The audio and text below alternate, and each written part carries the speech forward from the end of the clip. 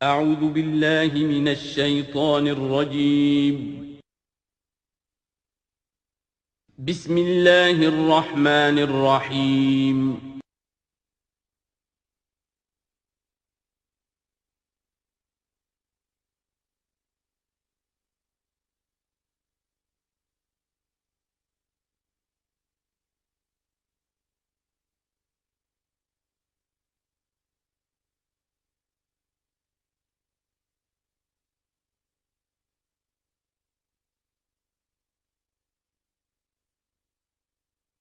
اعوذ باللہ من الشیطان الرجیم بسم اللہ الرحمن الرحیم الم تروا ان اللہ سخر لکم ما فی السماوات وما فی الارض واسبغ علیکم نعمہ ظاہرۃ وباطنہ ومن الناس من یجادل فی اللہ بغیر علم ولا ہدی ولا کتاب منیر صدق اللہ العظیم۔ کیا تم نے دیکھا نہیں کہ اللہ تعالیٰ نے تمہارے لیے مسخر کر دیا ہے جو کچھ کے آسمانوں میں ہے اور جو کچھ کے زمین میں ہے؟ یعنی یہ کہ آسمان کے اندر سورج ہے، چاند ہے، یہ سب تمہاری ضرورتیں بہم پہنچانے میں لگے ہوئے ہیں۔ سورج کی تمازت ہے جس سے تمہاری فصلیں پکتی ہیں، اسی سے ہواؤں کا نظام چل رہا ہے، بارشوں کا برسنا، یہ سارا معلوم ہوتا ہے کہ تمہارے لیے یہ سب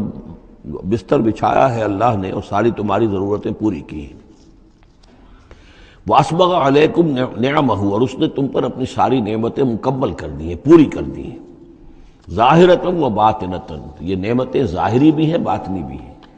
جو باہر سے نظر آتی ہیں، دکھتی ہیں، جن کو ہم استعمال کرتے ہیں۔ بہت سی نعمتیں وہ جن کا ہمیں احساس ہی نہیں ہے، ہمارے وجود کے اندر کیا کچھ اللہ تعالی نے ودیعت کیا ہوا ہے اس کا ہمیں پوری طرح احساس بھی نہیں۔ وَمِنَ النَّاسِ مَن يُجَادِلُ فِي اللَّهِ بِغَيْرِ عِلْمٍ، یہ آیت آ چکی ہے سورہ حج میں۔ لوگوں میں سے کچھ ایسے بھی ہیں جو جھگڑتے ہیں اللہ کے معاملے میں یا اللہ کے بارے میں یا اللہ کے احکام کے بارے میں، اللہ کی آیات کے بارے میں، بغیر اس کے کہ بغیر علم کہ ان کے پاس کوئی علم ہو، ولا ہدن، نہ کوئی رہنمائی اور ہدایت ہے، ولا کتاب منیر، نہ کوئی روشن کتاب ہے۔ وَإِذَا قِيلَ لَهُمُ اتَّبِعُوا مَا أَنزَلَ اللَّهُ قَالُوا بَلْ نَتَّبِعُ مَا وَجَدْنَا عَلَيْهِ آبَاءَنَا، اور جب ان سے کہا جاتا ہے کہ پیروی کرو اس کی جو اللہ نے نازل فرمایا ہے، قرآن اتارا ہے، اس کی پیروی کرو، قالوا، وہ کہتے ہیں، بل نتبع ما وجدنا علیہ آباءنا، بلکہ ہم تو پیروی کریں گے اس کی کہ جس کو پر ہم نے پایا ہے اپنے آباء و اجداد کو۔ اور آج کل خاص طور پر یہ لوک ورثہ اور ہماری پرانی روایات، قومی روایات، اور ہماری جو ہیں ہر علاقے کا ایک کلچر ہے، اس کلچر کو زندہ کیا جائے، کروڑ ہر روپیہ ان چیزوں میں صرف کیا جاتا ہے۔ اولو کان الشیطان یدعوہم الی عذاب السعیر، خواہ شیطان ان کو پکار رہا اور بلا رہا ہو، یہ جو باتیں بنا رہے ہیں در حقیقت یہ شیطان کی دعوت اور اس کی تبلیغ ہے در حقیقت، جس کو انہوں نے قبول کیا ہے۔ یدعوہم الی عذاب السعیر، اور وہ انہیں بلا رہا ہے اس جہنم کے عذاب کی طرف۔ وَمَن يُسْلِمْ وَجْهَهُ إِلَى اللَّهِ وَهُوَ مُحْسِنٌ، اور جس شخص نے اپنا چہرہ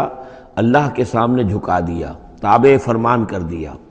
اپنے چہرے کو الی اللہ، اللہ کی جانب، وَهُوَ مُحْسِنٌ، اور وہ احسان کی روش اختیار کرے،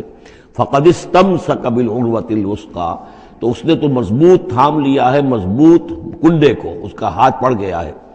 یہ سورہ بقرہ میں بھی یہ الفاظ آئے تھے آیت الکرسی کے فوراً بعد۔ فَمَن يَكْفُرْ بِالطَّاغُوتِ وَيُؤْمِن بِاللَّهِ فَقَدِ اسْتَمْسَكَ بِالْعُرْوَةِ الْوُثْقَىٰ وَإِلَى اللَّهِ عَاقِبَةُ الْأُمُورِ، اور تمام معاملات کا انجام آخر کار اللہ ہی کے ہاتھ میں ہے، اللہ ہی تک اس کو لوٹا دیا جائے گا۔ وَمَن كَفَرَ فَلَا يَحْزُنكَ كُفْرُهُ، اور اے نبی جو کفر کر رہا ہے تو آپ اس کے کفر اور کفر کے لیے جو وہ بھاگ دوڑ کر رہا ہے اس سے آپ پریشان نہ ہو، دلگیر نہ ہو۔ الینا مرجعہم، میری طرف ان سب کو لوٹنا ہے، فَنُنَبِّئُہُم بِمَا عَمِلُوا، ہم انہیں اچھی طرح بتا دیں گے، جتلا دیں گے جو کچھ کہ انہوں نے کیا تھا۔ ان اللہ علیم بذات الصدور، یقیناً اللہ تعالیٰ تو جو کچھ سینوں میں چھپا ہوا ہے اس سے بھی واقف ہے۔ نمتعہم قلیلا، ہم انہیں ذرا تھوڑی دیر کے لیے ساز و سامان دے رہے ہیں، دنیا کے اندر یہ مزے لے لیں، مزے لوٹ لیں۔ ثم نضطرہم الی عذاب غلیظ، پھر ہم انہیں کشاں کشاں لے آئیں گے، کھینچ کر پکڑ کر لے آئیں گے اس عذاب کی طرف جو بہت گاڑھا ہے۔ وَلَئِن سَأَلْتَهُم مَّن خَلَقَ السَّمَاوَاتِ وَالْأَرْضَ لَيَقُولُنَّ اللَّهُ، اور جب اگر آپ ان سے پوچھیں کس نے پیدا کیا آسمان اور زمین تو وہ کہیں گے اللہ نے۔ قُلِ الْحَمْدُ لِلَّهِ، کہیے الحمدللہ، ساری حمد بھی پھر اسی کی ہے۔ بل اکثرہم لا یعلمون، لیکن یہ کہ ان کی اکثریت علم نہیں رکھتی۔ للہ ما فی السماوات والارض، آسمان اور زمین میں جو کچھ ہے وہ اللہ کے لیے ہے، اللہ ہی کا ہے، اللہ کی ملکیت ہے، یہ لام تملیک ہے، اللہ کی ملکیت ہے ہر وہ شے جو بھی کچھ ہے آسمانوں میں اور زمین میں۔ ان اللہ هو الغنی الحمید، یقیناً وہ غنی ہے، اسے کوئی احتیاج نہیں، اور حمید ہے، بڑی خوبیوں والا ہے، اپنی ذات میں ستودہ صفات ہے۔ وَلَوْ أَنَّ مَا فِي الْأَرْضِ مِنْ شَجَرَةٍ أَقْلَامٌ، اور اگر جتنے بھی زمین میں درخت ہیں وہ قلم بن جائیں، وَلَوْ، اب وہاں پر صرف سیاہی کا تذکرہ تھا، یہاں سیاہی کے ساتھ قلم۔ وَلَوْ أَنَّ مَا فِي الْأَرْضِ مِنْ شَجَرَةٍ أَقْلَامٌ، اگر جتنے بھی درخت زمین میں ہیں وہ سب کے سب قلم بن جائیں، والبحر، اور سیاہی جو ہے یہاں پہ اب محظوظ سمجھیے مدادن، اور بحر جو ہے، سمندر جو ہے وہ سیاہی کی شکل اختیار کر لے، یمدہ من بعدہ سبعۃ ابحر، اور اس سیاہی کو پھر مزید پھیلائے اور بڑھائے 7 سمندر اور اس کے اندر جو ہے ڈال دیے جائیں، ما نفدت کلمات اللہ، اللہ تعالیٰ کی کلمات ختم نہیں ہوں گے۔ اور یہ میں عرض کر چکا ہوں، اس سے مراد کیا ہے کہ ہر شے جو اس کائنات میں ہے اللہ تعالیٰ کے کلمہ کن کا ظہور ہے، تو گویا کہ یہ تمام مخلوقات جو ہے کلمات اللہ ہے۔ اس اعتبار سے ظاہر بات ہے کہ احصاء کرنا ممکن ہی نہیں، اور آج کچھ نہ کچھ ہمیں اندازہ ہے کہ یہ کائنات کتنی وسیع و عریض ہے۔ ابھی تک بڑی سے بڑی ٹیلیسکوپس ایجاد کرنے کے باوجود trillions and trillions and trillions of light years تک تو ہم نے دیکھ لیا ہے، لیکن کائنات کا سرا ابھی ہمیں نظر نہیں آیا کہ یہ شروع کہاں ہوتی ہے، ختم کہاں ہوتی ہے۔ تو اس سے اندازہ کریں اللہ تعالیٰ کی خلاقی کا اور اس کی مخلوقات کتنی ہیں۔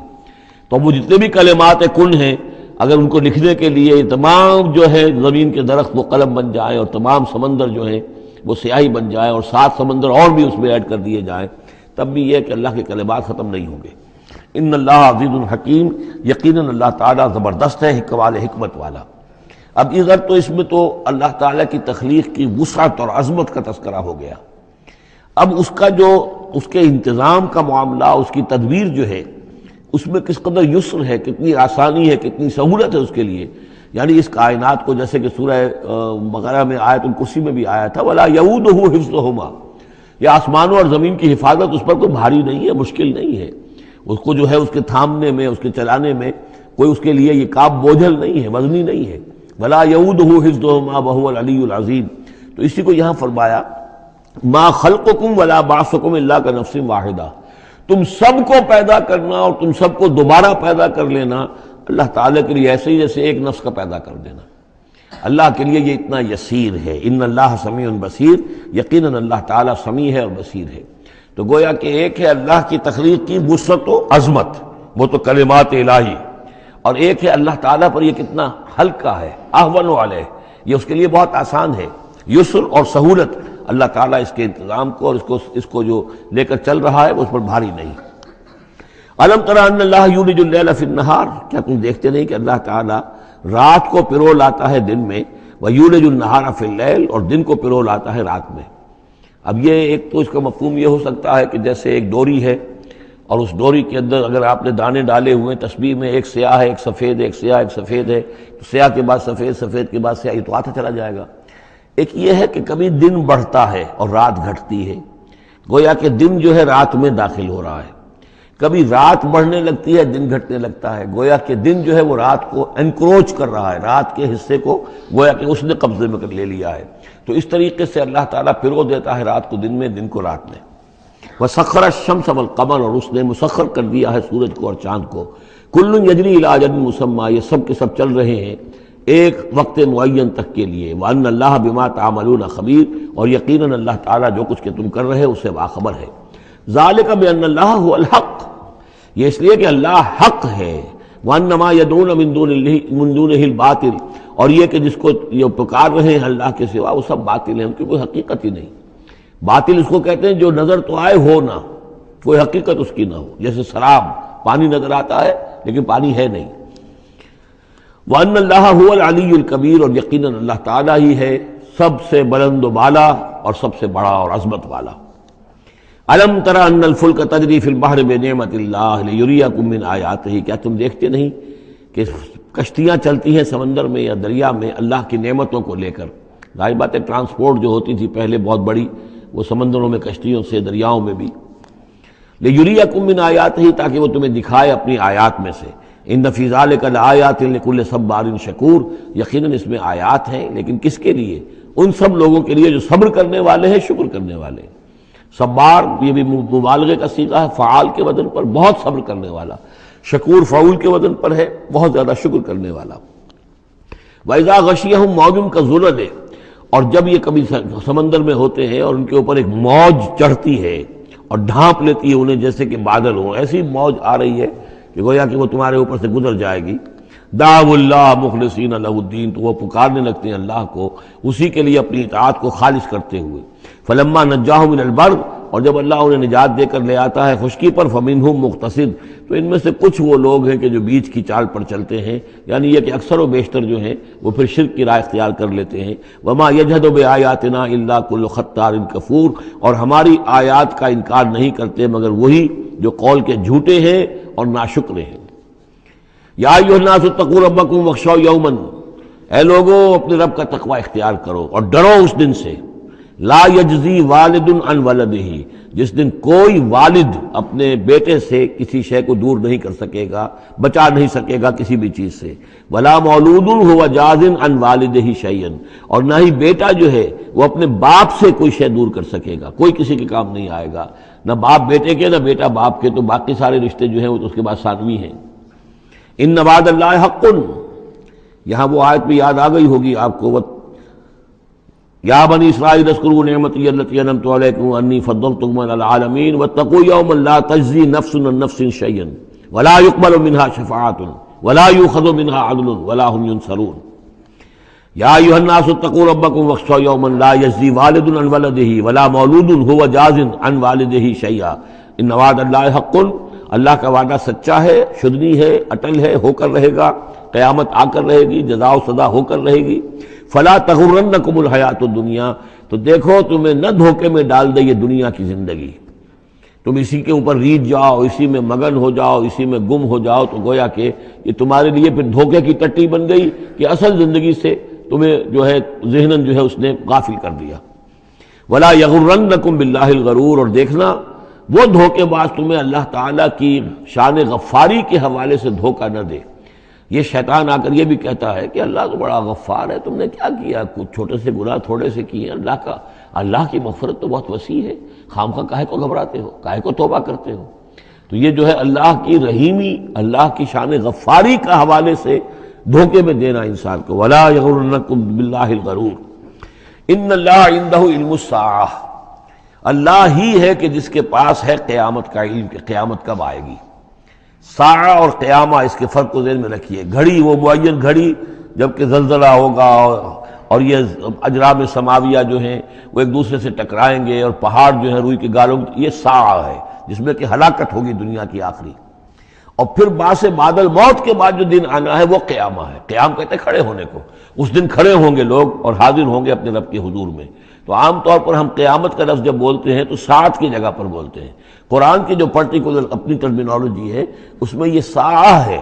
وہ گھڑی کہ جس میں ہلچل ہوگی اور یہ جو بھی کچھ ہونا ہے جس کا کہ نقشہ کھینچا گیا، القاریہ والقاریہ وما ادراک ما القاریہ، یہ ہے الساعہ۔ لیکن پھر جب بعد الموت کے بعد جب کھڑے ہونا ہے قبروں سے نکل کر اللہ کے حضور میں، تو یہ ہوگا قیامہ، کھڑے ہونے کا دن۔ ان اللہ عندہ علم الساعہ، وہ ساعت کب آئے گی اس کا علم صرف اللہ کے پاس ہے۔ وَيُنَزِّلُ الْغَيْثَ، وہی بارش برساتا ہے۔ وَيَعْلَمُ مَا فِي الْأَرْحَامِ، وہ جانتا ہے جو کچھ کے رحموں میں ہے، ماں کے پیٹ میں کیا ہے وہ جانتا ہے۔ وَمَا تَدْرِي نَفْسٌ، اور کوئی جان نہیں جانتی ماذا تکسب غدا، کہ کل وہ کیا کمائی کرے گی۔ وَمَا تَدْرِي نَفْسٌ، اور کوئی جان نہیں جانتی بِأَيِّ أَرْضٍ تَمُوتُ، کہ کس زمین میں اس کی موت واقع ہوگی۔ ایک شخص ہے اپنے ملک سے صرف چند دن کے لیے کہیں باہر گیا، وہیں انتقال ہو گیا، اسے کبھی گمان بھی نہیں ہو سکتا تھا، سال ہر سال سے کہیں مقیم ہے وہاں موت نہیں آئی، اور کہیں گیا ہے اور وہاں موت آ گئی۔ تو کوئی نہیں جانتا کس زمین میں اس کی موت واقع ہوگی۔ ان اللہ علیم الخبیر، یقیناً اللہ تعالیٰ علیم اور خبیر ہے۔ یہ جو 5 چیزیں یہاں گنوائی گئی ہیں اس میں آج کل بڑا اشکال ہے، اور لوگ کہتے ہیں کہ یہ آپ پتہ چل جاتا ہے کہ ماں کے رحم میں جو ہے، ماں کے پیٹ میں بیٹا ہے یا بیٹی ہے۔ اس کے 2 اعتبار سے اس کو سمجھ لیجئے۔ اس آیت میں 5 چیزوں کا ذکر ہے۔ پہلی چیز میں حصر کا اسلوب ہے کہ یہ چیز صرف اللہ کو معلوم ہے، اگرچہ یہاں یہ نہیں لکھا ہوا ہے کہ اللہ کے سوا کوئی نہیں جانتا، پھر بھی چونکہ حصر کا اسلوب ہے، ان اللہ عندہ علم الساعہ، یقیناً اللہ ہی ہے جس کے پاس ہے قیامت کا علم، ساعت کا علم۔ اس میں بھی گویا کہ نفی ہو گئی کہ کوئی اور نہیں جانتا۔ دو آخری چیزوں میں بھی نفی ہے، وما تدری نفس ماذا تکسب غدا، کوئی نہیں جانتا کہ کل وہ کیا کمائے گا، اس میں بھی کیٹیگوریکل نفی ہے اس کی۔ وما تدری نفس بأی ارض تموت، یہ بھی پھر کیٹیگوریکل نفی ہے کہ نہیں کوئی جانتا، کوئی جان نہیں جانتی کہ کہاں اس کی موت واقع ہوگی۔ لیکن دو چیزیں جو ہے ان میں کیٹیگوریکل ڈینائل نہیں ہے۔ وَيُنَزِّلُ الْغَيْثَ، اللہ بارش برساتا ہے، یہ کہاں لکھا؟ نہ یہاں اس حصر کا اسلوب ہے، نہ یہ لکھا ہے کہ یہ کام جو ہے صرف اللہ کرتا ہے۔ اسی طرح یعلم ما فی الارحام، اللہ جانتا ہے جو کچھ کے رحموں میں ہے، اب یہ جو نہیں لکھا کہ کوئی اور نہیں جانتا۔ اس اعتبار سے قرآن مجید کے الفاظ جو ہیں ان کے اوپر تو اعتراض وارد ہو ہی نہیں سکتا۔ البتہ اعتراض اگر کچھ وارد ہوتا تو ایک حدیث پر ہوتا ہے۔ حدیث میں یہ آیا ہے کہ حضرت جبرائیل نے جب پوچھا تھا کہ مجھے قیامت کے بارے میں بتائیے، تو اس میں سے ایک روایت میں یہ الفاظ آئے ہیں کہ فی خمس لا یعلمہن الا اللہ، یہ قیامت کا علم جو ہے یہ تو ان 5 چیزوں میں سے ہے جنہیں اللہ کے سوا کوئی نہیں جانتا، اور وہاں حضور نے یہ ساری چیزیں گنوائی ہیں۔ اس کا جو ہے جواب وہ یہ ہے کہ رحم میں کیا ہے اس کا صرف ایک پہلو ہمیں معلوم ہوا ہے کہ وہ بیٹا ہے یا بیٹی ہے، باقی جو کچھ ہے اس کے نہ معلوم کتنے پہلو ہیں، کتنا ذہین ہے، کس قدر فطین ہے، اس کے اندر کیا اوصاف ہے، اس میں کیا صلاحیتیں ہیں، شقی ہے یا سعید ہے، نیکوکار ہوگا بدکار ہوگا، کیا پتہ ہے، یا ہوگا یا ہوگی۔ تو اس سے یہ کہ اس کی جو حدیث کا بھی معاملہ ہے اس کی بھی جو ہے اس کی توجیہ موجود ہے، اس پہ کسی گھبرانے کی ضرورت نہیں ہے۔ ان اللہ علیم الخبیر، یقینا اللہ تعالی علیم اور خبیر ہے۔ سورۃ السجدہ، اب یہ سورہ مبارکہ آئی ہے، یہ 3 رکوعوں پر مشتمل ہے اور اس میں بڑا ردم بہت تیز ہے، اور یہ ذہن میں رکھیے گا کہ یہ حضور کی بہت محبوب صورتوں میں سے ایک صورت ہے، اس لیے کہ آپ کا یہ رواج، آپ کا یہ معمول تھا کہ آپ جمعے کے روز صبح فجر کی پہلی رکعت میں اس سورہ سجدہ کی تلاوت فرمایا کرتے تھے۔ تو جن صورتوں کے ساتھ حضور کو خاص طور پر کوئی تعلق خاطر تھا اضافی طور پر، تو اس کا ہمیں اسی سے اندازہ ہوتا ہے کہ نمازوں میں آپ جو زیادہ پڑھتے تھے، تو فجر کی نماز جمعے کے دن اس میں بالعموم آپ کا یہ معمول تھا کہ یہ سورہ سجدہ جو ہے پوری 3 رکوع پوری جو ہے وہ پہلی رکعت میں پڑھتے تھے، اور دوسری رکعت کے اندر سورۃ الدہر، یا پھر یہ کہ کبھی کبھی ایسا ہوتا تھا کہ پہلی صورت میں سورہ جمعہ اور دوسری میں سورہ منافقون، وہ 2 رکوعوں کی صورتیں ہیں، لیکن یہ جو ہے یہ صورت خاصی طویل ہے۔ الف لام میم تنزیل الکتاب لا ریب فیہ من رب العالمین،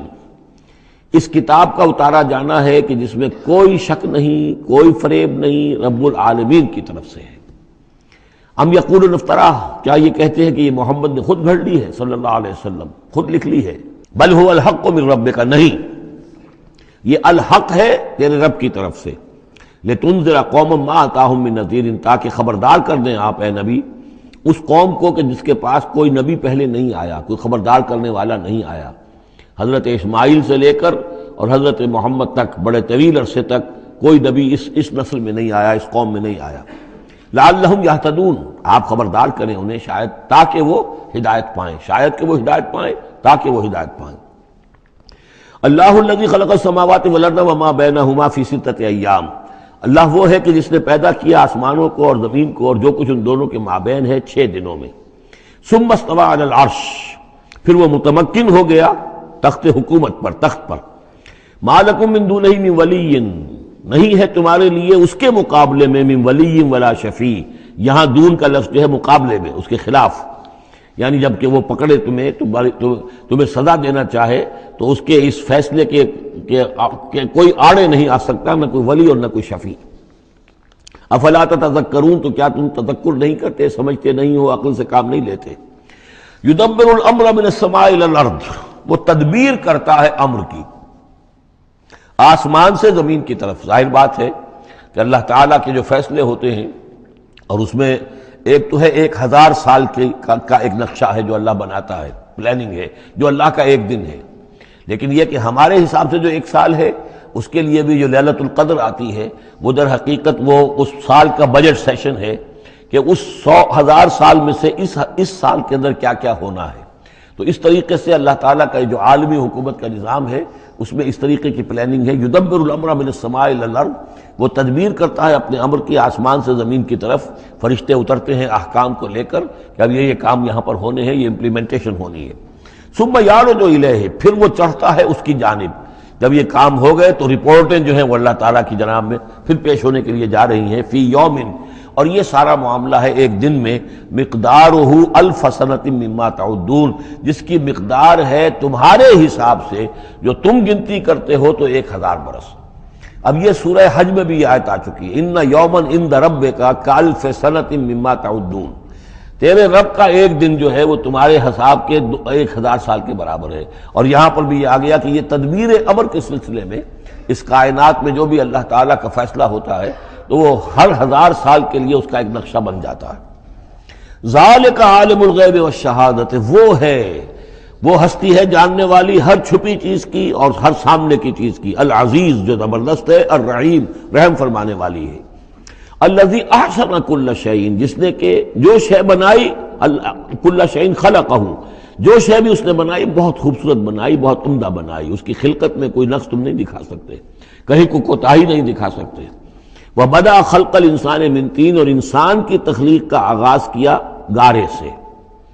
یہ تخلیق کا آغاز تو گارے سے ہوا، یا تو یہ کہ وہ آدم کی تخلیق جو ہے وہ جو جن مراحل سے ہو کر گزری ہے تو ہم کئی دفعہ دیکھ چکے ہیں، یا جیسے کہ میں نے سورہ مومنون کے شروع میں عرض کیا کہ خود ہر انسان کی بھی جو تخلیق ہو رہی ہے اس کا بھی اصل تو جو ہے کہ باپ کے جسم میں جو نطفہ بن رہا ہے تو وہ بھی تو ظاہر بات ہے کہ زمینی جو غذا ہیں اور وہ مٹی ہی کی کشید جو ہے وہی چیزیں ہیں کہ جس کے ذریعے سے وہ اس کا نطفہ بنتا ہے. لیکن اس کے بعد ثم جعل نسلہ من سلالۃ من ماء مہین، پھر یہ جو نسل چلی ہے آدم کی علیہ الصلوۃ والسلام، اب یہ چلی ہے اس بے قدر پانی کی کہ نچڑا ہوا پانی جو ہے سلالۃ من ماء مہین، اس سے اب یہ نسل آگے چل رہی ہے. پہلا مرحلہ آدم کا مٹی سے آدم تک، اب آدم سے آگے جو تناسل کا معاملہ چل رہا ہے نوع انسانی کا، ریپروڈکشن جس نظام سے ہو رہی ہے اس کا یہ نسل جو ہے اس میں یہ ذریعہ بن رہا ہے. ثم سواہ ونفخ فیہ من روحہ،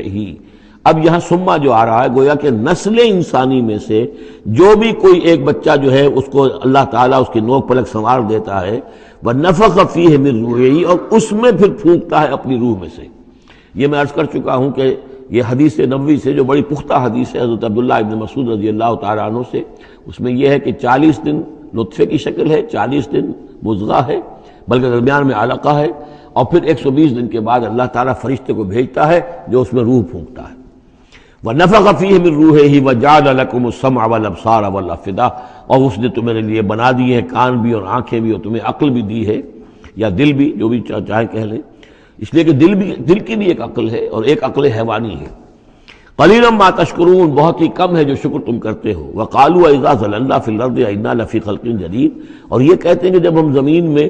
گم ہو جائیں گے، رل مل جائیں گے، مٹی ہو کر مٹی میں مل جائیں گے، تحلیل ہو جائیں گے. اور آج کا کوئی نوجوان کہے گا جبکہ اس کے تو ایٹم جو ہے وہ بھی منتشر ہو گئے، اس کے الیکٹرانز بھی پتہ نہیں کہاں سے کہاں گئے،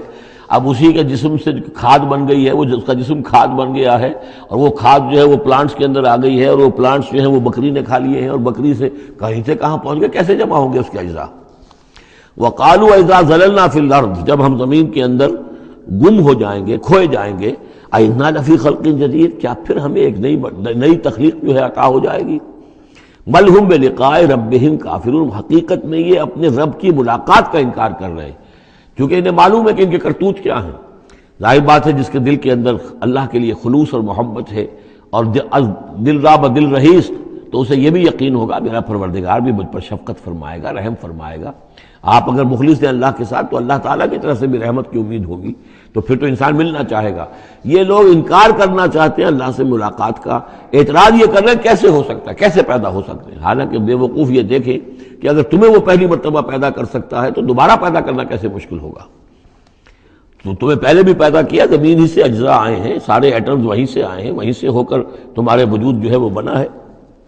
قُلْ يَتَوَفَّاكُم مَلَكُ الْمَوْتِ الَّذِي وُكِّلَ بِكُم، کہہ دیجئے کہ تمہیں قبض کر لے گا وہ فرشتہ جو موت کا فرشتہ ہے، جو تم پر مقرر کر دیا گیا ہے. ثم الی ربکم ترجعون، پھر تم اپنے رب کی طرف لوٹا دیے جاؤ گے. وَلَوْ تَرَىٰ إِذِ الْمُجْرِمُونَ نَاكِسُو رُءُوسِهِمْ، اور کاش کہ تم دیکھ سکو وہ منظر جبکہ یہ مجرم کھڑے ہوں گے سر ڈالے ہوئے اپنے پروردگار کے سامنے. ربنا ابصرنا وسمعنا، وہ کہیں گے پروردگار اب ہم نے دیکھ لیا، حقیقت ہم پر منکشف ہو گئی، اب ہم نے سن لیا، ہر بات جو ہے ہم نے پا لی. فرجعنا، تو ایک دفعہ ہمیں دنیا میں لوٹا دے، نعمل صالحا، اب ہم نیک عمل کریں گے، انا موقنون، اب ہمیں یقین آ گیا، ایمان کیا، ایمان سے بھی آگے کی بات، اب تو پورا یقین ہمیں حاصل ہو گیا،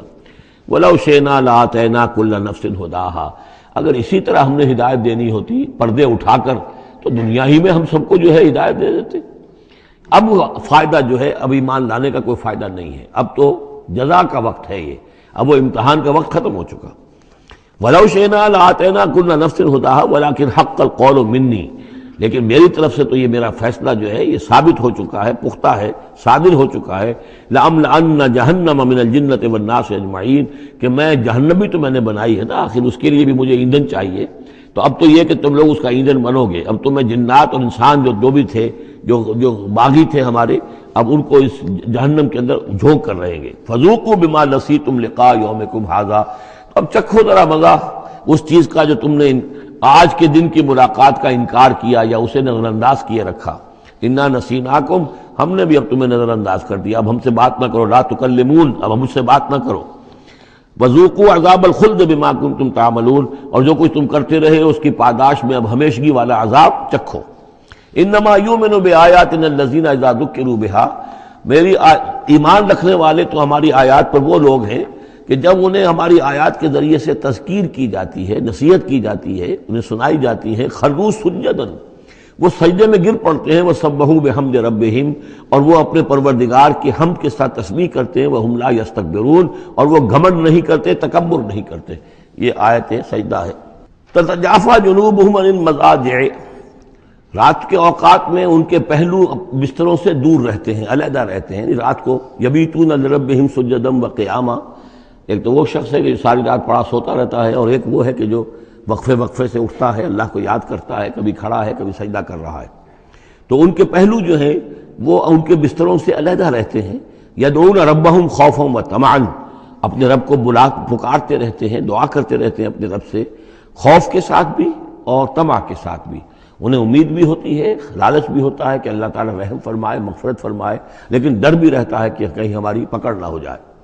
وَمِمَّا رَزَقْنَاهُمْ يُنْفِقُونَ، اور جو کچھ ہم نے انہیں دیا ہے اس میں سے پھر وہ خرچ کرتے ہیں ہماری رضا جوئی کے لیے۔ فَلَا تَعْلَمُ نَفْسٌ مَّا أُخْفِيَ لَهُم مِّن قُرَّةِ أَعْيُنٍ، تو کسی جان کو نہیں معلوم، کسی انسان کو نہیں معلوم کیا کچھ چھپایا گیا ہے ان کے لیے، ان کی آنکھوں کی ٹھنڈک کے واسطے، یعنی جنت میں ہم نے کیا کچھ چھپایا ہوا ان کے لیے کوئی نہیں جانتا۔ فَلَا تَعْلَمُ نَفْسٌ، کوئی نہیں جانتا۔ اسی مضمون کو اصل میں حضور نے ادا کیا ہے کہ مَا لَا عَيْنٌ رَأَتْ وَلَا أُذُنٌ سَمِعَتْ وَمَا خَطَرَ عَلَىٰ قَلْبِ بَشَرٍ، باقی جو چیزیں بیان کی گئی ہیں ان کے بھی اصل حقیقت تو وہاں کھلے گی، لیکن پھر بھی یہ تو ابتدائی نزول ہے، پہلی مہمان نوازی ان چیزوں سے ہے جن کا کہ قرآن مجید میں ذکر ہے، جن کو کہ ہم سمجھ سکتے ہیں۔ اصل نعمتیں جو جنت کی ہیں وہ تو یہ فلا تعلم نفس، کوئی نہیں جانتا کیا کچھ چھپایا گیا ان کے لیے، اللہ تعالیٰ نے کیا کچھ تیار کر کے رکھا ہوا ہے ان کی آنکھوں کی ٹھنڈک کا سامان۔ جزاء بما کانوا یعملون، وہ بدلہ ہوگا ان کے اعمال کا۔ افمن کان مومنا کمن کان فاسقا، تو بھلا ایک شخص کہ جو مومن ہے کیا وہ ایسا ہو جائے گا جیسے فاسق ہو؟ کیا ان کا انجام برابر ہوگا؟ لا یستوون، نہیں وہ برابر نہیں ہو سکتے۔ اما الذین آمنوا وعملوا الصالحات، یقیناً وہ لوگ جو ایمان لائے اور جنہوں نے نیک عمل کیے، فلہم جنات الماوا، ان کے لیے تو وہ باغات ہیں جہاں ان کو ٹھکانہ دیا جائے گا۔ نزلا بما کانوا یعملون، اور یہ ہوگی ان کی ابتدائی مہمان نوازی۔ نزول عربی میں کہتے ہیں مہمان جیسے ہی آئے، نزیل اترا ہے وہ اپنی سواری سے، گھوڑے سے آیا ہے، اونٹ پر آیا ہے، آپ کے دروازے کے سامنے آ کر وہ اترا ہے، اونٹ کو بٹھایا ہے، اس سے اترا ہے، یا آج کار سے اتر رہا ہے، تو اب یہ نزیل ہے اس وقت۔ اس نزیل کے لیے نزول فوری طور پر، موسم کے اعتبار سے ٹھنڈا ہے یا گرم ہے، آپ فوری طور پر لاتے ہیں، یہ نزول ہے۔ پھر وہ اب آپ کے پاس ٹھہر گیا ہے، آپ نے اس کے لیے کمرے کا بندوبست کیا ہے، وہ وہاں پر اس نے استراحت کی ہے، اب آپ نے اہتمام کے ساتھ اس کے لیے کھانا تیار کروایا، یہ ہے ضیافت، ضیف اب بنا ہے وہ، تو جیسے آیا ہے وہ نزیل ہے، اور جب گھر میں آپ کے ٹھہر گیا تو اب ضیف ہے، وہ پھر ضیافت ہوگی۔ تو وہ چیزیں جو ہیں مالا عین رات ولا اذن سمعت وما خطر علی قلب بشر، یہ اصل میں ضیافت خداوندی ہے، اور یہ نزل ہے جس کا ذکر قرآن مجید میں اس تفصیل سے آیا ہے۔ وَأَمَّا الَّذِينَ فَسَقُوا فَمَأْوَاهُمُ النَّارُ، اور جو لوگ سرکش تھے اور جنہوں نے نافرمانی کی تھی ان کا ٹھکانہ آگ ہے۔ كُلَّمَا أَرَادُوا أَن يَخْرُجُوا مِنْهَا، جب بھی وہ چاہیں گے کہ وہاں سے نکل بھاگیں، اعیدوا فیہا، پھر انہیں اسی میں لوٹا دیا جائے گا، وقیل لہم ذوقوا عذاب النار الذی کنتم بہ تکذبون، اور ان سے کہا جائے گا چکھو اب مزہ اس عذاب کا، آگ کے عذاب کا جس کو تم جھٹلاتے رہے تھے۔ وَلَنُذِيقَنَّهُم مِّنَ الْعَذَابِ الْأَدْنَىٰ دُونَ الْعَذَابِ الْأَكْبَرِ لَعَلَّهُمْ يَرْجِعُونَ۔ یہ ہے آیت نمبر 21 اس سورہ مبارکہ کی، اور آیت نمبر 41 تھی سورہ الروم کی۔ ظہر الفساد فی البر والبحر بما کسبت ایدی الناس لیذیقہم بعض الذی عملوا لعلہم یرجعون۔ ہم لوگوں کے کرتوتوں کے کچھ اعمال کی سزا دنیا میں دے دیتے ہیں، شاید کہ یہ جاگ جائیں، ہوش میں آ جائیں اور یہ لوٹ آئیں، پلٹ آئیں، توبہ کریں۔ یہاں فرمایا ہم لازماً انہیں چکھائیں گے مزہ چھوٹے عذاب کا، ادنا، عذاب الادنا، دون العذاب الاکبر، اس بڑے عذاب سے پہلے پہلے، لعلہم یرجعون، شاید کہ یہ جاگ جائیں، شاید کہ ہوش میں آ جائیں، شاید کہ لوٹ جائیں، شاید کہ توبہ کریں۔ یہ بات جو ہے آ چکی ہے کہ رسول جب بھی بھیجے جاتے تھے تو اللہ تعالیٰ کی طرف سے اس قسم کی تنبیہات کا سلسلہ آتا تھا تاکہ لوگ بیدار ہیں۔ وَمَنْ أَظْلَمُ مِمَّنْ ذُكِّرَ بِآيَاتِ رَبِّهِ ثُمَّ أَعْرَضَ عَنْهَا، اس سے بڑھ کر ظالم کون ہوگا جس کو نصیحت کی گئی اب اس کے رب کی آیات کے حوالے سے پھر بھی اس نے اعراض کیا۔ یعنی ایک تو نصیحت کوئی کر رہا ہے، وہ اپنا جو فلسفہ بھگار رہا ہے یا کوئی اپنی عقل لڑا رہا ہے، اپنی منطق لڑا رہا ہے، ایک یہ کہ اللہ کی آیات کے ذریعے سے تذکیر کر رہا ہے، پھر بھی اس سے اعراض کرے۔ ثم اعرض عنہا انا من المجرمین منتقمون، ایسے مجرموں سے تو ہم انتقام لے کر رہیں گے۔ وَلَقَدْ آتَيْنَا مُوسَى الْكِتَابَ فَلَا تَكُنْ فِي مِرْيَةٍ مِّن لِقَائِهِ، اور ہم نے موسیٰ کو کتاب دی تھی، اور یہ جملہ متردہ بیچ میں آیا ہے کہ اے نبی آپ بالکل شک میں نہ رہیے اس کی ملنے سے یا اس کی ملاقات کے۔ اس کا ایک ترجمہ یہ کیا گیا ہے کہ شب معراج میں حضرت موسیٰ سے بھی حضور کی ملاقات ہوئی تھی، تو اس کی طرف اشارہ ہے کہ آپ کی جو ملاقات ہوئی تھی وہ موسیٰ ہی سے ہوئی تھی، اس میں کوئی شک نہ کیجیے۔ لیکن زیادہ جو قرین قیاس ہے اور جو سیاق و سباق کے ساتھ مناسبت رکھتا ہے وہ یہ ہے، تو اے نبی آپ بالکل کوئی شک نہ رکھیں اس بات میں کہ جو کتاب موسیٰ کو دی گئی تھی وہ واقعتاً اللہ کی طرف سے تھی، کتاب کا ملنا اللہ کی طرف سے تھا، اور اس قرآن کا ملنا جو آپ کو ملی ہے یہ بھی اللہ کی طرف سے ہے۔ اور حضور سے خطاب کرتے ہوئے بھی در حقیقت یہاں پر روح سخن جو ہے وہ لوگوں سے ہے کہ تم کوئی شک نہ کرو کہ تورات اللہ نے ہی دی تھی حضرت موسیٰ کو، اور قرآن اللہ ہی نے دیا ہے محمد کو صلی اللہ علیہ وسلم۔ وَجَعَلْنَاهُ هُدًى لِبَنِي اسرائیل، اور اس کو ہم نے ٹھہرایا تھا، بنا دیا تھا ہدایت، رہنمائی بنی اسرائیل کے لیے۔ وَجَعَلْنَا مِنْهُمْ أَئِمَّةً يَهْدُونَ بِأَمْرِنَا لَمَّا صَبَرُوا، اور ان میں سے پھر ہم نے ایسے امام اٹھائے، پیشوا اٹھائے، رہنما اٹھائے کہ جو لوگوں کو ہمارے حکم سے وہ ہدایت کرتے تھے، رہنمائی کرتے تھے، تورات کی تعلیم کرتے تھے، تورات کو سمجھاتے تھے، نیکی کا حکم دیتے تھے، امر بالمعروف و نہی عن المنکر کرتے تھے، لما صبروا، لیکن یہ کام وہ کر سکتے تھے جب خود صبر کی روش اختیار کر لیں۔ اگر آدمی اپنی تمام توانائیاں اور قوتیں زیادہ سے زیادہ عیش، زیادہ سے زیادہ دولت جمع کرنے پر کرے گا تو وقت کہاں سے لائے گا ان کاموں کے لیے؟ اور اس کام کے لیے تو ظاہر بات ہے آپ کو بدی پر کسی کو روکنا ہے، ٹوکنا ہے، نہیں منکر کرنا ہے تو کوئی صبر بھی کرنا پڑے گا، کوئی مصیبت بھی آئے گی، کوئی تکلیف بھی آئے گی، کوئی آپ کو ستائے گا بھی، گالیاں دے گا، اور اگر حکومت کے خلاف آپ نے کوئی بات کہی ہے تو حکومت آپ کو سزا دے گی۔ لہذا صبر کے بغیر یہ کام نہیں ہوتے۔ وَجَعَلْنَا مِنْهُمْ أَئِمَّةً يَهْدُونَ بِأَمْرِنَا، اب ہر شخص کے ہم میں سے یہ خواہش پیدا ہونی چاہیے کہ اللہ تعالیٰ ہمیں بھی،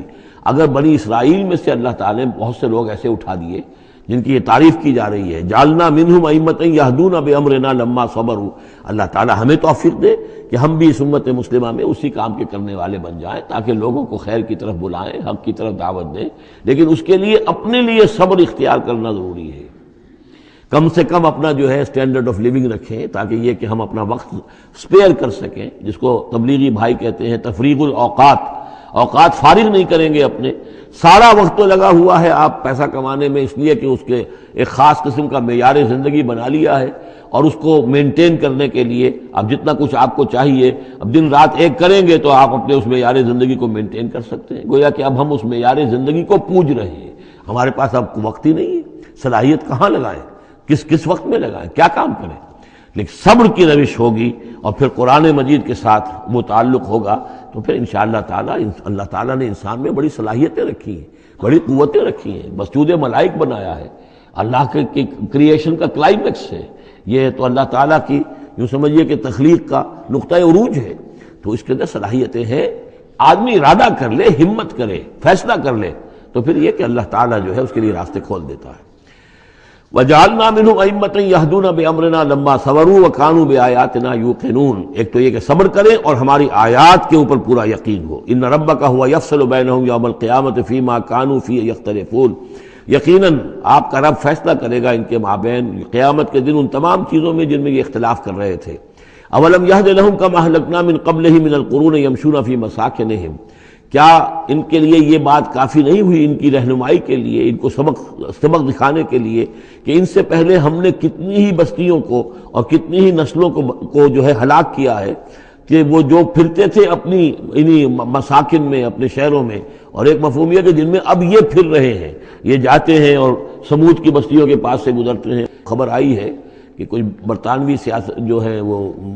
محققین، انہوں نے وہ ڈیڈ سی میں اس کے ساحل کے ساتھ ہی اور پانی کے نیچے وہ آثار موجود ہیں اس شہر کے کہ جس کی طرف حضرت لوط علیہ السلام کو بھیجا گیا تھا۔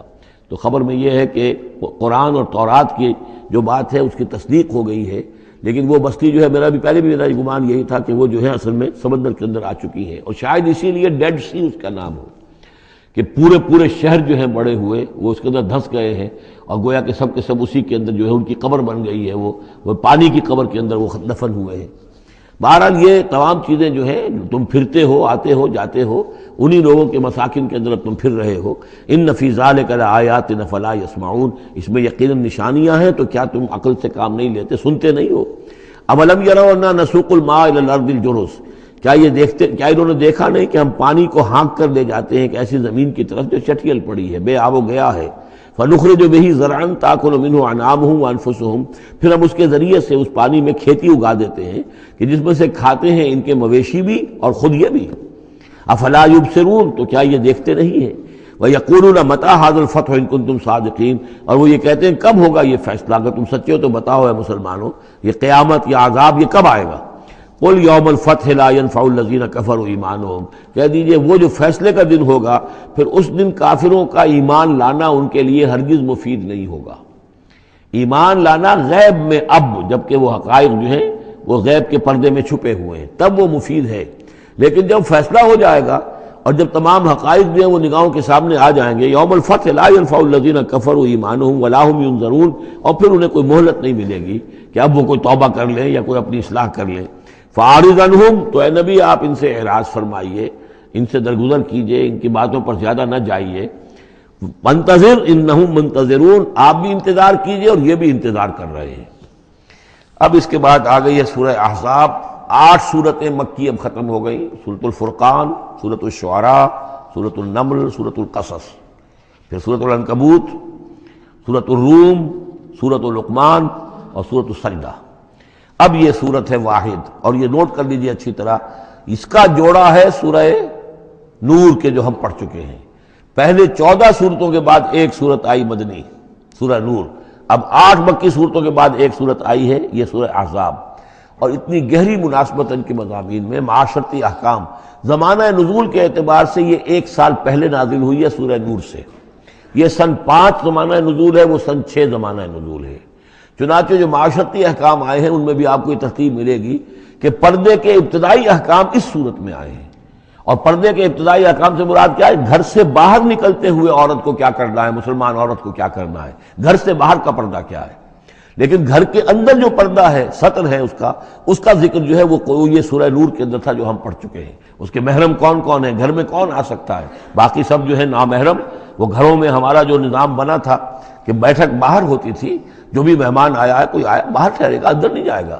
باہر کا ایک مردانہ حصہ ہے مکان کا، پھر وہ ایک ڈیوڑی ہوتی تھی، ڈیوڑی میں سے اندر پھر زنانہ ہے، خواتین آئیں گی تو اندر جائیں گی، باقی مرد جو ہے وہ باہر ٹھہریں گے، اندر نہیں جائیں گے۔ ہمارے ہاں کی وہ مکس جو ہے وہ معاشرت نہیں تھی، مخلوط معاشرت نہیں تھی۔ تو اس میں یہ ہے کہ جو نامحرم ہے وہ وہاں رہیں گے، باہر بیٹھک میں بیٹھیں گے، اور جو محرم ہے وہ اندر جا سکتا ہے۔ اس جو گھر کی خاتون ہے، خاتون خانہ ہے، اس کا بھائی ہے، اس کا بھتیجا ہے، اس کا بھانجا ہے، اس کے والد ہیں، اس کا چچا ہے، وہ ہے، ٹھیک ہے، وہ محرم ہے، وہ گھر کے اندر جا سکتے ہیں۔ یہ سارے احکام اس میں دیے گئے۔ سورہ نور کا اور سورہ احزاب کا ایک فرق یہ ہے کہ سورہ احزاب میں اگرچہ جنگ کے معاملے میں کچھ تذکرہ تو ہے، لیکن کسی جنگ کا وہاں پر ذکر موجود نہیں ہے۔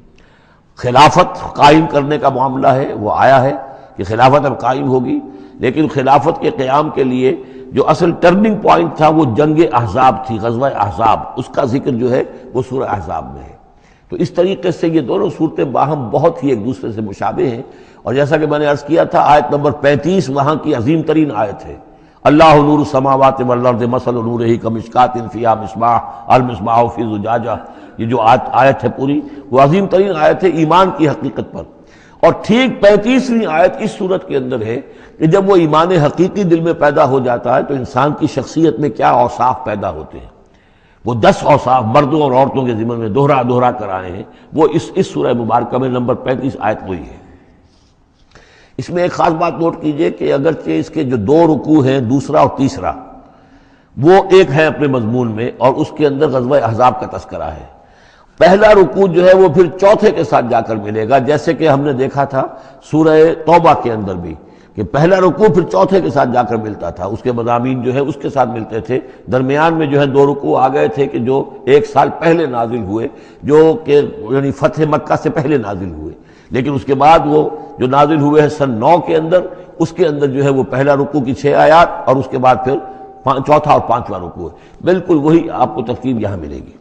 اس لیے کہ قرآن کا اسلوب یہ ہے کہ خاص جو موضوع ہوتا ہے کسی صورت کا، اس سے متعلق آیات کو پہلے نکال کر رکھ دیتے ہیں۔ جیسے سورہ انفال میں بھی ہم نے دیکھا یسألونک عن الانفال قل الانفال للہ والرسول، اگرچہ وہاں پھر بات کو چھوڑ دیا گیا، پھر جا کر وہ صورت کے وسط میں مضمون آ رہا ہے۔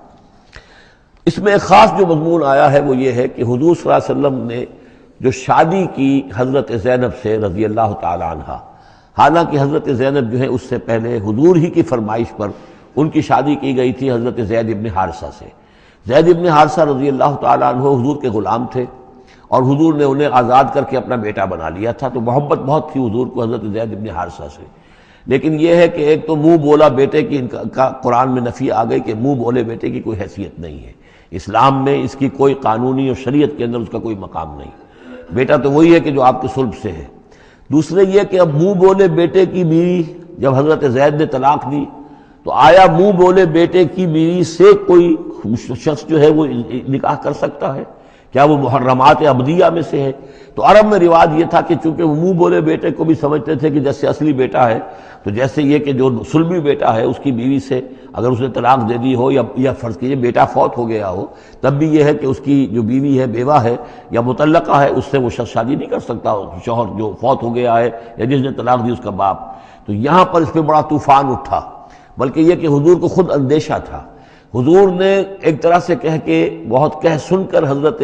زینب کو آمادہ کیا تھا کہ وہ شادی کر لیں۔ زینب جو ہے رضی اللہ تعالیٰ عنہ اونچے گھرانے کی، بنو ہاشم کی خاندان سے تعلق رکھنے والی، اور حضرت جو زید ابن حارثہ تھے ان پر غلامی کا داغ لگ چکا تھا، تو عرب کی ایک خاص جو ہے ان کے ہاں ایک سوچ تھی، ان کا ایک مزاج تھا، ان کی روایات تھیں۔ لیکن بہرحال حضرت زینب نے حضور کی فرمائش پر وہ نکاح کر لیا، لیکن یہ کہ ان میں نباہ نہیں ہو سکا۔ حضرت زینب انہیں ذہناً قبول نہیں کر سکی کہ یہ میرے برابر کا ہے یا میری اس کی حیثیت جو ہے وہ واقعی ایسی ہے، یعنی شوہر کو جس طرح آنکھوں پر بٹھانا چاہیے، شوہر سے جس طریقے سے اس کا ادب ہونا چاہیے وہ نہیں کر سکی حضرت زینب۔ لہذا حضرت زید ابن حارثہ جو ہے متواتر کہتے رہتے تھے کہ حضور ہمارا معاملہ ٹھیک نہیں چل رہا ہے، مجھے اجازت دیجیے کہ میں اس کو طلاق دے دوں۔ حضور روکتے تھے کہ ایک تو میں نے اس کو کہہ سن کر شادی کروائی، وہ تو اس کے لیے آمادہ بھی نہیں تھی، نہ گھر والے آمادہ تھے، لیکن میرے کہنے سے شادی کر لی انہوں نے۔ اب یہ طلاق دیں گے تو طلاق کا داغ لگے گا ان کے اوپر اور صدمہ ہوگا، تو حضور روکتے رہے۔ لیکن شاید یہ بھی دل میں آپ کے خیال تھا کہ اگر خدا نہ خواستہ زید نے طلاق دے ہی دی تو پھر زینب کی دل جوئی اس کے بغیر ممکن نہیں ہوگی کہ میں خود پھر ان سے شادی کروں، لیکن میں کیسے شادی کروں گا جبکہ میں نے تو زید کو اپنا منہ بولا بیٹا بھی کہا تھا، تو اس حوالے سے تو سکینڈل بن جائے گا، اور پورے لوگ جو ہیں دشمن تو موجود ہیں، مارے آستین منافقین بھی موجود تھے، وہ اس کو ایک ایشو بنا لیں گے میرے خلاف۔ یہ ہے پس منظر جو پہلے رکوع میں آ رہا ہے۔ یا ایھا النبی اتق اللہ، اے نبی اللہ کا تقوی اختیار کیجئے، ولا تطع الکافرین والمنافقین، اور کافروں اور منافقوں کی باتیں نہ مانیے۔ میں آپ کو عرض کر اطاعت امر صرف حکم دینے کو نہیں کہتے بلکہ مشورے کو بھی کہتے ہیں، اور اطاعت صرف کسی کا حکم ماننے کو نہیں کہتے، کسی کی بات کو وزن دینا، توجہ سے سننا، یہ بھی اس میں شامل ہے۔ وَلَا تُطِعِ الْكَافِرِينَ وَالْمُنَافِقِينَ، آپ ان کافروں اور منافقین کی بات کا دھیان نہ کریں۔ ان اللہ کان علیما حکیما، یقیناً اللہ تعالی علیم ہے اور حکیم ہے۔ وَاتَّبِعْ مَا يُوحَىٰ إِلَيْكَ مِن رَّبِّكَ، اور پیروی کیجیے اس کی کہ جو آپ کی طرف آپ کے رب کی طرف سے وحی کی جا رہی ہے۔ ان اللہ کان بما تعملون خبیرا، اور جو کچھ تم کرتے ہو اللہ اس سے واقف ہے۔ وتوکل علی اللہ، اور اللہ پر توکل کیجیے۔ وکفیٰ باللہ وکیلا، اور اللہ ہے کافی ہے آپ کے توکل کے لیے، آپ کے لیے سہارا۔ یعنی یہ کہ آپ لوگوں کی جو پروپیگنڈا ہوگا اس کا اندیشہ ہے آپ کو، اس کا بالکل دھیان نہ کیجیے۔ ما جعل اللہ للرجل من قلبین فی جوفہ، اللہ تعالیٰ نے کسی انسان کے دل میں دو دل نہیں رکھے، کسی کے سینے میں، کسی کے پیٹ میں۔ یہاں پہ جوف جو ہے خالی جگہ کو کہتے ہیں، تو سینے کے اندر، کیونکہ یہ کیویٹی کہلاتی ہے، چیسٹ کیویٹی، اور پھر دوسری جو ہے ایبڈومینل کیویٹی ہے، تو اس میں دو دل نہیں رکھے ہیں، مطلب دل ایک ہی ہوتا ہے۔ اسی طریقے سے گویا کہ بات کہی جا رہی ہے، کہنے کو تو ہم کہہ دیتے ہیں کہ دل جو ہے اور ہمارے دل یکجا ہو گئے ہیں، دل سے دل مل گیا، رہتا تو دل ہی رہتا، ایک ہی رہتا ہے انسان کا اپنا دل۔ لیکن اسی طریقے سے کسی شخص کی دو مائیں نہیں ہوتی، ماں تو وہی ہوتی ہے جس نے اس کو جنا ہے، اور کسی شخص کا بیٹا جو ہے بیٹا وہی ہوتا ہے جو اس کی صلب سے پیدا ہوا ہو۔ باقی یہ ہے کہ منہ بولا بیٹا جو وہ بیٹا نہیں بن جاتا۔ وما جعل ازواجکم اللہ، اور نہیں اللہ نے بنایا ہے تمہاری ان بیویوں کو، اللہ تظاہرون منہن، کہ جن سے تم زہار کر بیٹھتے ہو۔ یہ زہار کا مضمون سورہ مجادلہ میں آئے گا۔ عربوں میں روایت یہ تھا کہ بہت ناراض ہو گئے، بیوی سے کہہ دیا تم تو میری ماں کی طرح ہو، گویا کہ اب یہ ہمیشہ کے لیے حرام ہو گئی۔ طلاق مغلظ کا بھی مغلظ در مغلظ طلاق ہو گئی، اب وہ کسی طرح بھی اس کے لیے اس سے کوئی تعلق رکھنا جائز نہیں ہے۔ تو یہ زہار جو ہے ماں بنا دیا، کہہ دیا کہ ماں بن گئی، تو گویا کہ ماں بن گئی، لیکن اللہ تعالیٰ کے ہاں وہ ماں نہیں بنتی، ماں تو وہی ہے، جیسے کہ فرمایا وما جعل ازواجکم اللہ تظاہرون منہ امہاتہم، جن سے تم زہار کر بیٹھتے ہو، جنہیں تم یہ کہتے ہو کہ تم میری ماں کے مانند یا ماں کی پیٹھ کے مانند ہو میرے لیے، تو وہ اللہ تمہاری ماں نہیں بن جاتی۔ وما جعل ادعیاکم ابناءکم، نہ تمہارے منہ بولو بیٹوں کو اللہ تعالیٰ نے بیٹا بنایا ہے۔ ذالکم قولکم بافواہکم، یہ تو تمہاری منہ کی باتیں ہیں، منہ سے تم نے وہ جملہ کہہ دیا، تم تو میری ماں کی مانند ہو یا ماں کی پیٹھ کے مانند ہو، اور اسی طریقے سے کہہ دیا تم میرے بیٹے ہو، بیٹا تو وہی ہوگا۔ واللہ یقول الحق، اللہ تعالیٰ حق فرما رہا ہے، وہو یہدی السبیل، اور وہی سیدھے راستے کی طرف ہدایت دینے والا ہے۔ ادعوہم لآبائہم، لوگوں کو پکارا کرو ان کے باپوں کے ساتھ، باپوں کے نام کے ساتھ۔ چنانچہ یہ حکم ہے، اگر آپ نے کسی کو لے لیا ہے، کوئی اپنے بھتیجے کو بھانجے کو، آپ کے ہاں اولاد نہیں ہے، تو بہت سے مسائل آ جاتے ہیں، لوگ کہتے ہیں کہ میں اپنا نام لکھوا دوں اس کے باپ کی جگہ تاکہ اس کو پتہ نہ چلے، چھوٹے سے بچے کو لے آئے تو اب وہ کیا کہے گا کہ یہ میرے اصل والدین نہیں ہیں، میرے والدین تو وہ تھے، بڑا ہو کر معلوم ہوگا۔ تو ایک یہی سمجھیے کہ سائیکولوجیکل شوق جو پہنچتا ہے، اس سے بچانے کے لیے بعض لوگ سوچتے ہیں کہ ہم اپنا ہی نام درج کروا دیں وہاں پر، اور اس کا نام ولدیت اسی کے، لیکن نہیں، یہ حرام مطلق ہے۔ قرآن مجید کا یہ صاف حکم ہے، قول یہ ادعوہم لآبائہم، ان کو پکارو ان کے نام، ان کے باپوں کے نام کے حوالے سے۔ اسی لیے پہلے حضرت زید کو لوگ کہتے تھے زید ابن محمد، اس لیے کہ حضور نے انہیں اپنا بنایا ہوا تھا متبنہ اور منہ بولا بیٹا۔ یہ آیتیں جب نازل ہوئیں تو پھر اب وہ رہ گئے زید ابن حارثہ، دوبارہ وہ زید ابن محمد اب نہیں رہے۔ ادعوہم لآبائہم هو اقسط عند اللہ، یہی زیادہ مبنی بر انصاف ہے اللہ کے نزدیک۔ فإن لم تعلموا آباءهم فإخوانكم في الدین، اور اگر تم جانتے نہیں ان کے باپ کو، کہیں کوئی بچہ جو ہے چھوٹا سا بچہ کہیں مل گیا ہے، معلوم نہیں، نہ اس کو ہوش تھا، ایسا ہوا ہے پارٹیشن کے وقت بہت ہوا ہے، پوری گاڑی جو ہے آ رہی تھی، سب کے سب جو ہے وہ قتل کر دیے گئے، کوئی بچہ کہیں پر زندہ مل گیا ہے، اور ایسے لوگ، ان سے ملاقات بھی ہوئی ہے ایک صاحب سے لاہور میں، اب ان کو کسی نے لے کر پال لیا ہے، ٹھیک ہے، لیکن یہ کہ اگر اب معلوم نہیں کہ ان کے باپ کا نام کیا ہے، کوئی نہیں جانتا، نہیں ہے اگر تم اس کے باپ کا نام نہیں جانتے، فَإِن لَمْ تَعْلَمُوا آبَاءَهُمْ فَإِخْوَانُكُمْ فِي الدِّينِ وَمَوَالِيكُمْ، وہ تمہارے دینی بھائی شمار ہوں گے اور وہ تمہارے رفیق ہیں، تمہارے موالی ہیں۔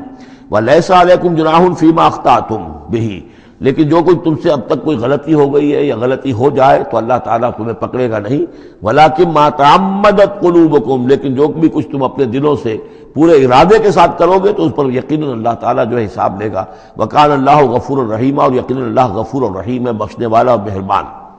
النبی اولیٰ بالمؤمنین من انفسہم، یقیناً نبی جو ہے اہل ایمان کے لیے ان کی اپنی جانوں سے زیادہ محبوب ہونا چاہیے، زیادہ جو ہے حقدار ہے کہ وہ اپنی جانوں سے زیادہ حضور کی جان کی فکر کریں، حضور کی جان سے محبت رکھیں۔ وَأَزْوَاجُهُ أُمَّهَاتُهُمْ،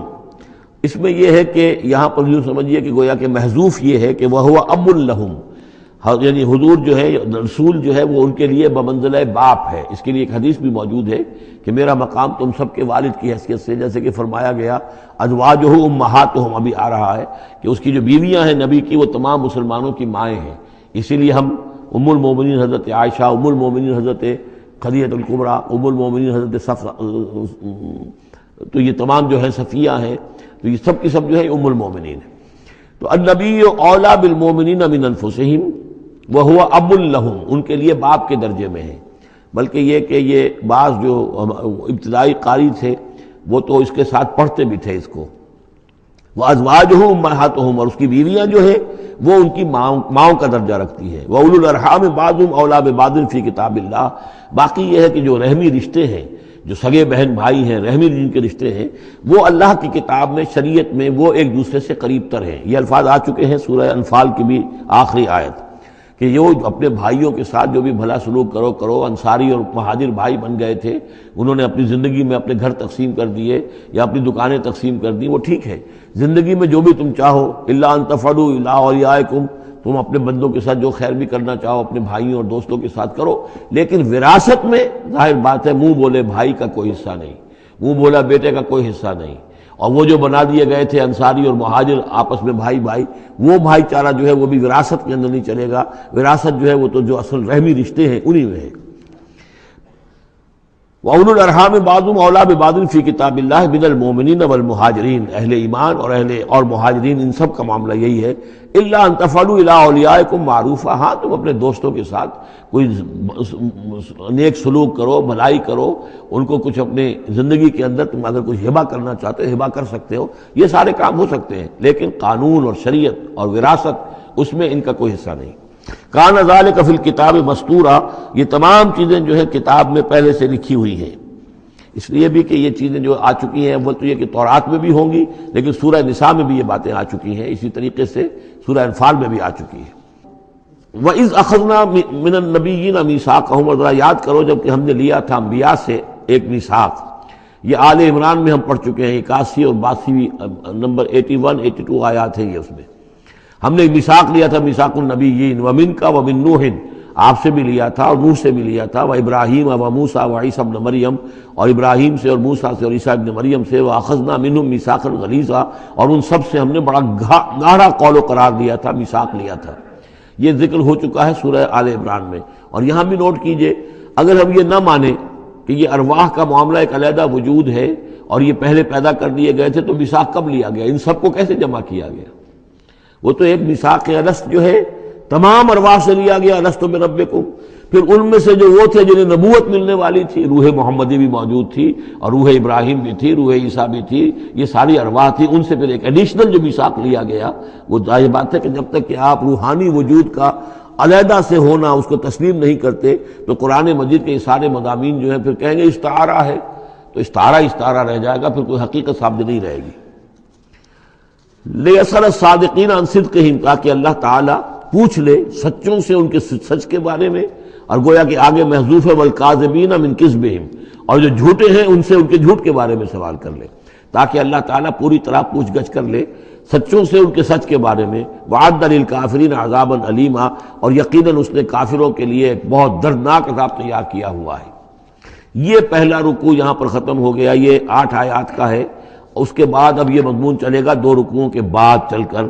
دوسرے تیسرے کے بعد چوتھے رکوع کے ساتھ۔ ابھی یہ صرف اس کی تمہید ہے کہ اے نبی آپ ان کافروں کا اور منافقین کا کوئی سکینڈل بن جائے گا، کوئی یہ ہو جائے گا، کوئی وہ ہو جائے گا، اس کو اپنے ذہن سے بالکل نکال دیجئے۔ جو اللہ کا حکم ہے اس کے اوپر عمل کیجئے۔ آپ کے لیے وہ نکاح کرنے میں قطعاً کوئی قباحت نہیں ہے، اور اللہ تعالیٰ نے تو گویا کہ آپ کو حکم دے دیا، اس لیے کہ وہ آ جائے گا کہ ہم نے تو وہ شادی آپ کی کر دی ہے، ہمارے حکم سے یہ حضرت زینب کے ساتھ آپ کا نکاح جو ہے طے پا چکا ہے۔ اس کے بعد 2 رکوع جو ہے ان میں ذکر ہو رہا ہے غزوہ احزاب کا۔ ہمارے پاس چند منٹ ہیں تو غزوہ احزاب کا جو تاریخی پس منظر ہے وہ میں بیان کر دیتا ہوں، باقی اس سے آگے ہم پڑھیں گے انشاءاللہ تعالیٰ کل۔ یہ غزوہ ہوا ہے سن 5 میں، اور اس کے لیے جو ہے بڑا اہتمام ہوا ہے۔ سب سے پہلے تو یہ کہ بنو نذیر جو نکال دیے گئے تھے مدینے سے، اور وہ پھر جا کر خیبر وغیرہ میں آباد ہو گئے تھے، اب انہیں مدینے کی یاد آتی تھی، انہیں ستاتی تھی یاد مدینے کی، وہ واپس آنا چاہتے تھے، وہ چاہتے تھے کہ مسلمانوں سے انتقام لیں۔ تو انہوں نے پھر یہ ہے، اور اس میں خاص طور پر وہ ابو عامر راہب جس کا تذکرہ ہم پڑھ چکے ہیں سورہ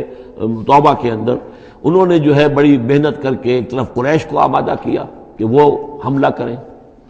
دوسری طرف یہ ہے کہ جو نجد کے قبائل تھے غطفان وغیرہ ان کو آمادہ کیا۔